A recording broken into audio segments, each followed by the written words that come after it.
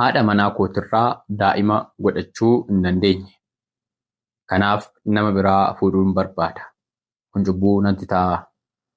Nageenyi Waaqayyoo isiniif haa baay'atu. Akkam jirtu? Viidiyoon kun namoota hunda biraa akka ga'uuf sheer, laayik, riipoost taasisaa. Mana kanaaf immoo haaraa yoo taatan foloo taasisuu hin dagatinaa. Jalqabuma Waaqayyoon Addaamiif Hewaan uume, Hewaaniifis Addaam uume, Addaam tokko taasisee uume, Hewaanis tokko taasisee uume. Addaamis foon ishee foon kootirraa, lafeen ishee lafee kootirraa jedhe. Kanaaf nuti qaama tokko malee lama miti jedhe.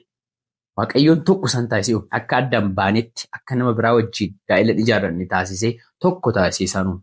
Kanaaf kan Waaqayyoon tokko taasisee namni immoo addaan baasu jedha kitaabni. Gooftaan mataasaa Maatiyoos 19:6 kan Waaqayyoon tokko taasise namni addaan baasinii sababa kamiiniyyuu namni haadha manaasaa ganamaatiin addaan bahini jedhameera. Yoo danda'ame namni haaluma kamiinuu haadha manaasaa ganamaatiin adda ba'uun hin gorfamu. Raajichi Miilkiyaasis 2:15 irratti ani waliikuu dhirsaaf niitii nan jibba jedha Waaqayyoon Waaqni Israa'el. Ani nama wayyaa isaatiin jallina haguugus nan jibba jedha. Waaqayyoon waan hunda danda'u. Kanaafuu of eeggadhaa amanamummaas hin dhabinaa jedhe. Waaqayyoon gooftaan keenya akkasuma jedha. Waan Waaqayyoo fuulduratti jibbamumaaf raawwanna ree.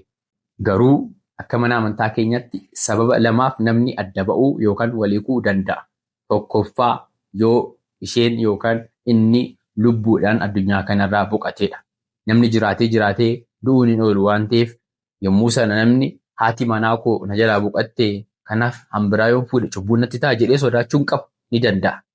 Isheenis immoo yoo abbaa manaan jalaa du'e abbaan manaa koo du'e kana booda kan biraa fuudhuu hin danda'a jedhee sodaachuun qabu. Kunis akka gaa'ela sadaffaatti qofa. Lammaffaa yoo sagaagalummaadhaan yookaan ejjummaadhaan argamte ishee dhiisee kan biraa bira deemuu danda'a yookaan gaa'ela biraa ijaarrachuu danda'a jechaadha. Garuu immoo ati daa'ima godhachuu barbaadda. Akkuma nama biraa abbaa ebaluu jedhamu barbaadda. Dhugaadha. Waan gaarii hawwite. Kitaabni garuu maal nun jedha? Daawit Faarsaa 27 irratti daa'imman kennaa Waaqayyooti jedha. Kan hunda namaaf kennu Waaqayyoodha. Kan gadameessa namaaf eebbisu Waaqayyoodha. Waaqayyoon Abrahaamiin maal jedheen? Daa'ima siifan kennaa akka urjii samii si baay'isaa jedheen. Yommuu inni umrii 25 turetti.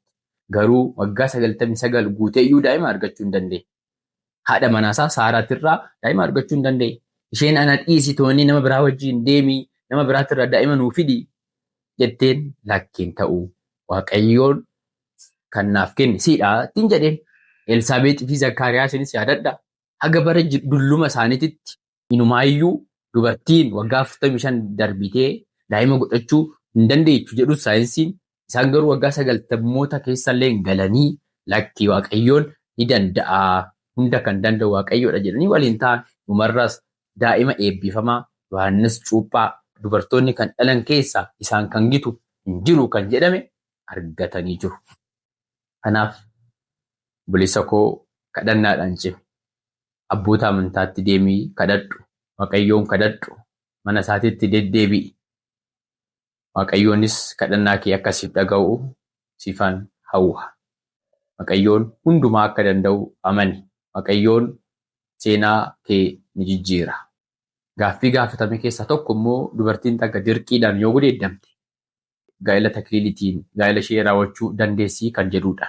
Mee isin maal jettu koomantii irratti deebii keessan naaf kennaa.